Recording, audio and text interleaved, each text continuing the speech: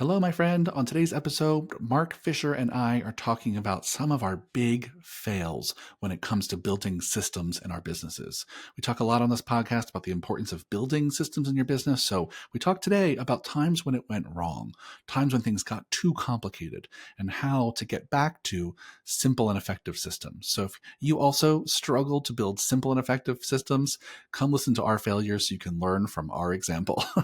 Keep on listening, my friend.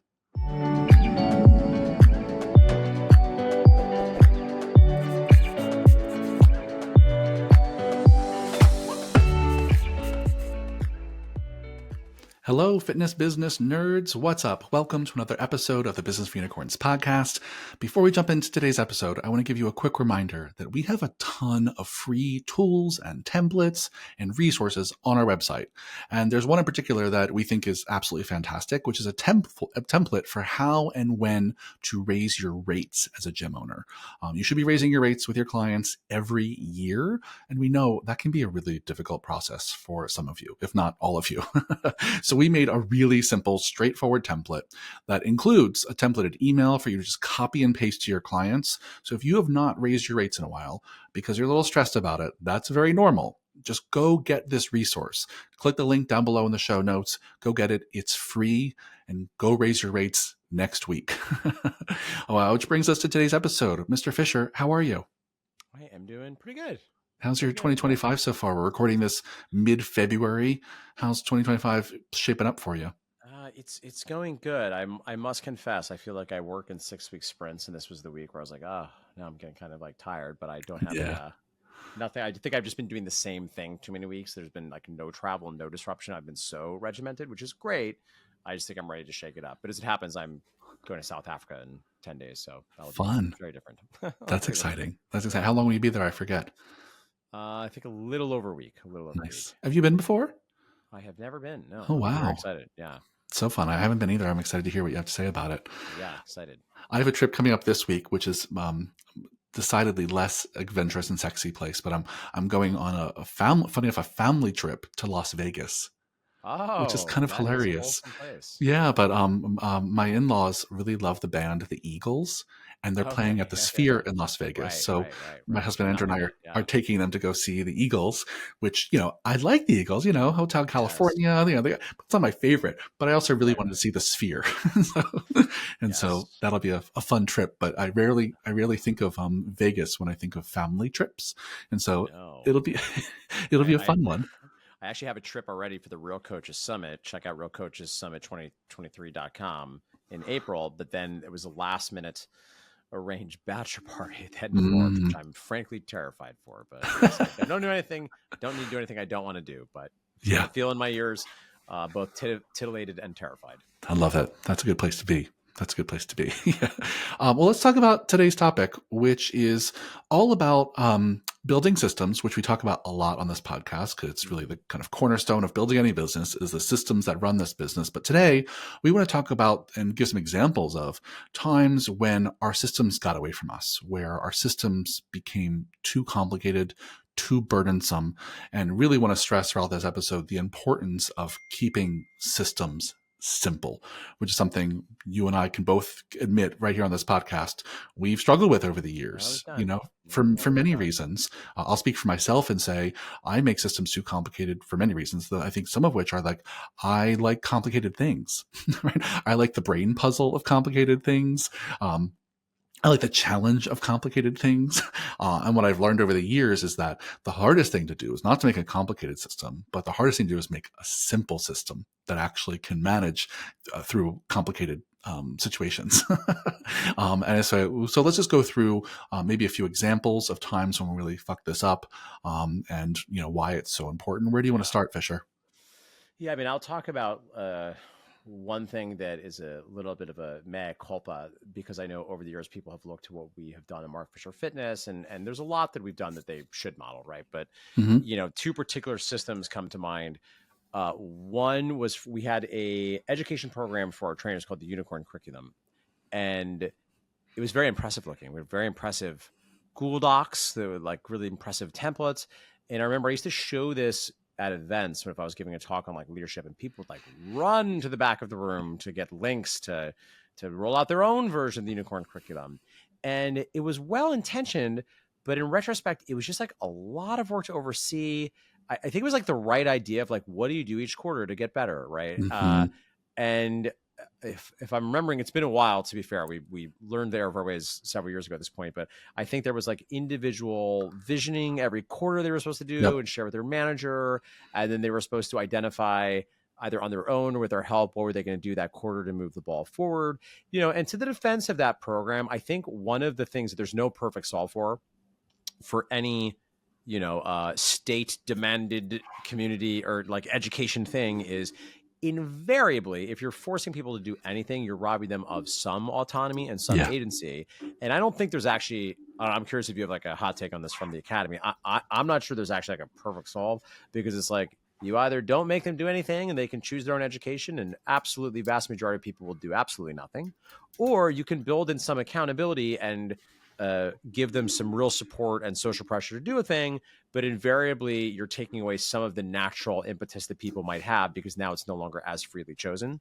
I think we were definitely the latter camp Yeah. with this program, and it was well intentioned, but I think the potential takeaway here, which we'll probably just keep reiterating through this podcast, is in the beginning you don't have any systems, and that's the problem, right? A lot of people, they hire us, they say, I need systems, and you're right. Yep. You have no systems, that's bad.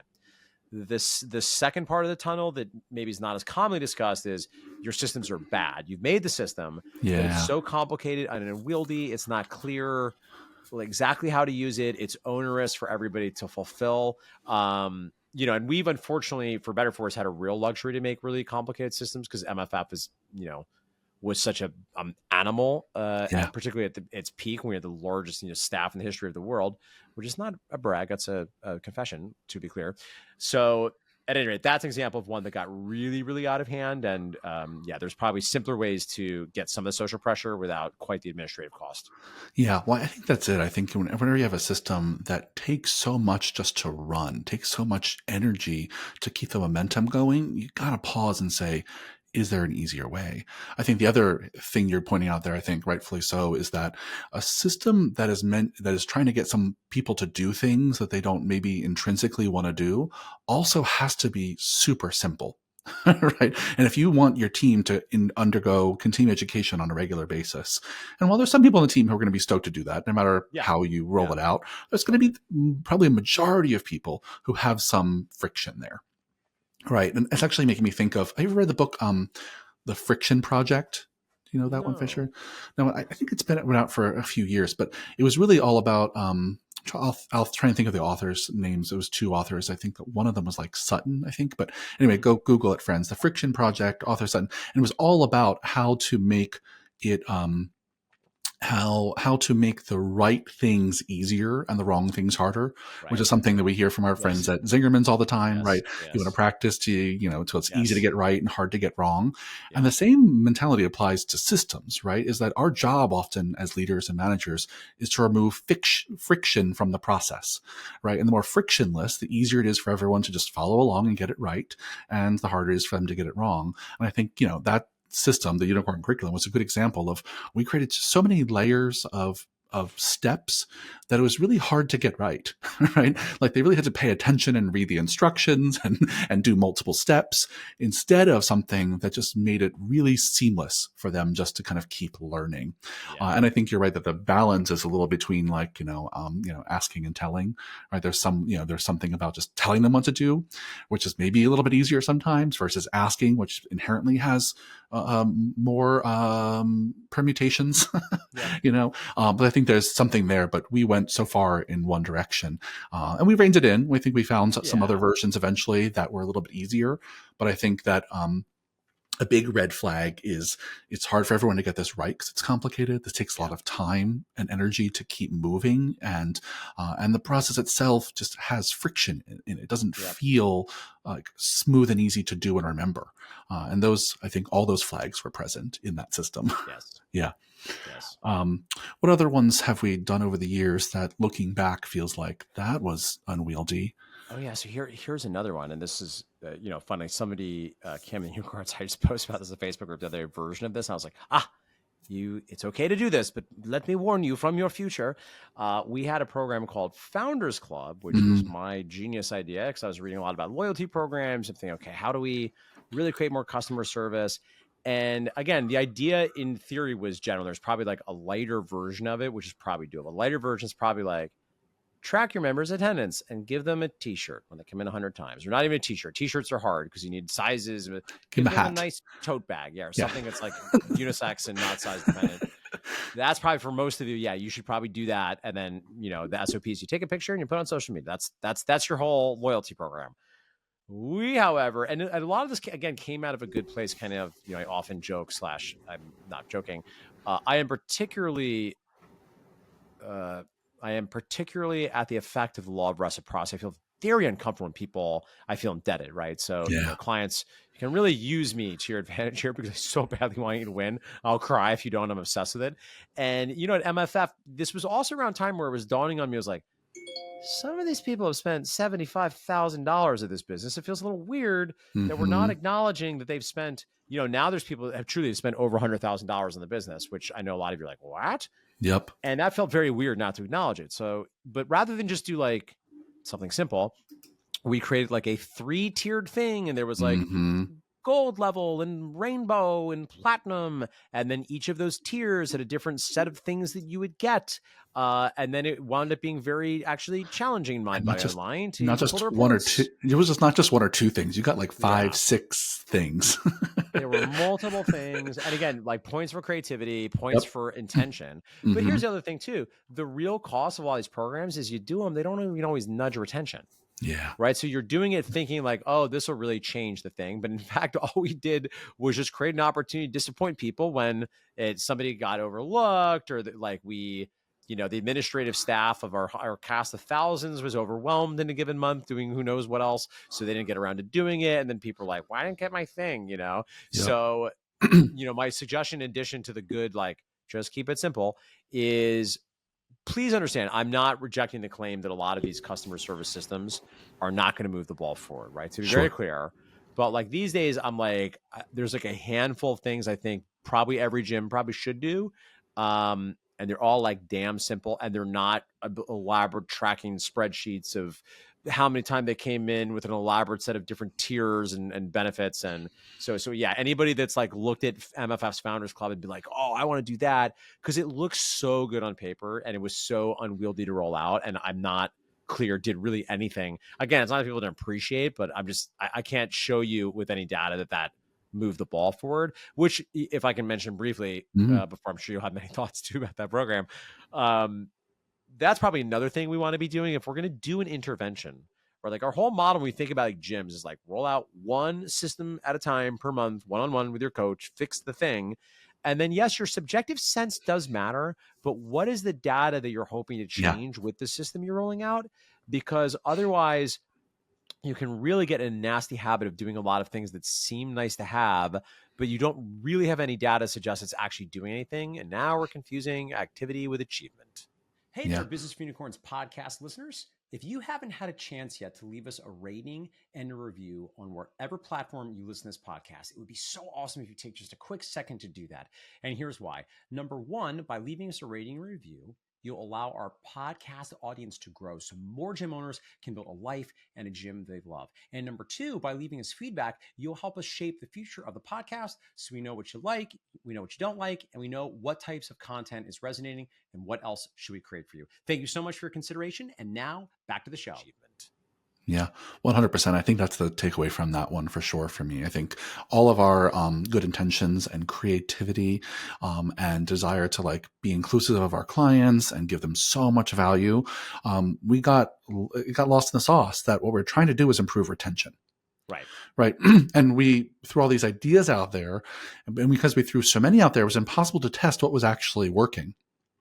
Right, so I think when you go to take on a new project, even if one has to be somewhat complicated, you want to make sure you stay grounded in what are the results we're hoping to achieve? How are we going to measure success here? How are we going to know it's working? And also often when you're running like any sort of study, any sort of scientific study, you really have to control the variables, right? And if you start running a process or a system in your business that has 1,000,001 variables, you'll never know which of those variables are working for you or not, right? So you're way better off to start way simpler and test, experiment, find out how the actual variables move the needle. And if you need more complexity, you can always add it. But I think starting simpler allows you to actually figure out, okay, if I do X, does it result in Y? Mm-hmm. If not, let's try a different X and see if it results in Y until we actually can move the needle on the thing we want to change. But I think we just kind of threw the whole kitchen sink at it, and it was impossible to reverse engineer from there. Is this making a difference? And if so, which of these 900 things that we're doing is the thing that made the difference? We'll never know. There was too many, right? So I think that connection to results is so critical, and it's hard. It's not always obvious, and you can't always do it, right? That's the thing too. It's like, particularly with long tail things like retention. With retention, it's so hard. Very hard to be like, oh, we did this, and then retention proved X. Right. Like, it's very hard to track and stuff. So to be clear, I'm not suggesting like you shouldn't do anything if you don't have evidence for it. I think it's okay sometimes to say, yep, this is not a huge lift logistically. It's pretty simple. It's reasonable to believe this will improve people's experience. And I won't be able to prove exactly that, retention increased X because of the community event that we did. But optimally, at the very least, make it simple. And if possible, at least put some thought into what might be some data points we'd look at to understand if this is having the impact we want. Yeah, because the reality is that, if you're going to do community events or loyalty programs to try to improve retention, and you do some stuff and you have no evidence that it's impacting retention at all, you really do have to ask yourself, is this worth doing in the first place? Yeah. Right. You really at least sit with that question, right? Because it might have some other ancillary benefits, right? Having community events with your clients might just improve the nature of your relationships overall, or be more fun for your team, or, there might be other cool things. But, if your goal was to improve retention and you can't find any evidence that that's working, you want to at some point just be like, okay, well, do we want to keep doing this? Right. And it's okay to stop if you want to, Because the real cost is opportunity cost. Yes. Right? All the other things that you could do, which, by the way, include but not limited to just zone out and actually take a damn break and not get burnt out and don't think about your work. Right. Yeah. And that is very hard, because I think the final point I'll make about this is it's also way easier in some sense to add the system than take away the system. Mm-hmm. Right. So once you've created the thing and now it's asymmetrical, it's a lot harder to get rid of it once you set the expectation that a certain thing is going to happen. So I would be real careful adding permanent new evergreen systems that you haven't tested that you think are going to move the ball forward, because they don't always do it. And then it's egg on the face if you try to pull it back. Yeah. I mean, I think we've been, a self-inflicted victim of that kind of sunk cost bias so many times. It's like, once you've created a system that's so big and cumbersome and your team spent a whole quarter, it was one of our quarterly projects, and we roll it out, then, the mere thought of putting it to bed just feels like such a gut punch. So you just don't even consider it, and that's real. That's real. So I think, Fisher's, you're spot on here, which is like, start slow, run the minimum viable product first, right? Start with the smallest possible thing before you put in all the work to make something big and complex. And then you can always make it bigger and more complex, but start small. Yeah. Anything else to say on this? I think this is I think a good topic. No, I'm sorry for anybody listening. It's like, oh, wait, I did Founders Club and it didn't work. And I thought I was doing it wrong. I was like, nope, it was a dumb idea. Yeah, we should end this with just a big apology to anyone who worked at MFF, our clients. And we've spared you from other ones like our Sherpa program, which was, again, the right idea. Yeah. And check-ins, by the way, I think are coming back. We should do some content on check-ins. I know totally. I keep nudging you to create the momentum coaching playbook for Unicorn Society. It's halfway done. Yeah, because I think like one-on-one coaching, like laser target check-ins, I do think is very valuable. And I do think you can make a case like that changes, particularly in a group format, that changes the relationship with it. We did a previous version of it, which was the right idea, but just didn't really, the Sherpa program where everybody in the team we also just had so many ninjas people. We had so many team members and we had so many clients. Yeah. Or like sending people on like vacations, like all expense paid vacations for referral projects, but they didn't seem to necessarily move the ball to get any more referrals. And people like didn't even take pictures about our gym. They're just like, okay, thanks. But people loved that. Took a lot of big swings. Took a lot of big swings. Learned a lot of big lessons, which gives us something to talk about on this podcast. It's true. Our Um, mistakes are for your benefit, listener. Yeah. Awesome. Well, dear friends, to wrap things up, just another quick reminder that we have so many fun free tools, templates, and resources on our website. If you haven't raised your rates in a while, go grab the Raise Your Rate template. It's free for immediate download on our website. Click the link down below in the show notes. Thanks again for a great conversation, Fisher. I'll see you on the next one. Bye.